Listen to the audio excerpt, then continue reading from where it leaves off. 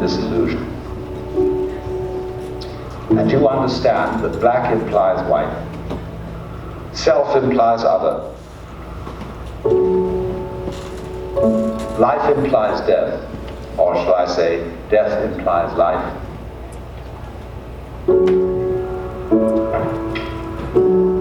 You can feel yourself not as a stranger in the world, not as something here on probation, not as something that has arrived here by fluke, but you can begin to feel your own existence as absolutely fundamental.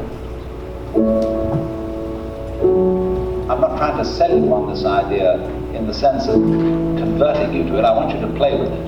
I want you to think of its possibilities. I'm not trying to prove it. I'm just putting it forward as a possibility of life to think about. So then, let's suppose that you were able every night to dream any dream you wanted to dream. And that you could, for example, have the power within one night to dream 75 years of time, or any length of time you wanted to have. And you would naturally, as you began on this adventure of dreams, you would fulfill all your wishes. You would have every kind of pleasure you see. And after several nights of 75 years of total pleasure each, you would say, well, that was pretty great. But now let's have a surprise. Let's have a dream which isn't under control. Well, something is going to happen to me that I don't know what it's going to be. And you would dig that and come out of that and say, wow, that was a close shave, wasn't it?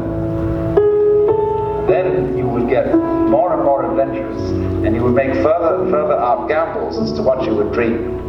And finally, you would dream where you are now. You would dream the dream of living the life that you are actually living today. That would be within the infinite multiplicity of choices you would have, of playing that you weren't God. Because the whole nature of the Godhead, according to this idea, is to play that He's not. So in this idea then, everybody is fundamentally the ultimate reality. Not God in a politically kingly sense, but God in the sense of being the self, the deep down basic whatever there is. And you're all that, only you're pretending you're not.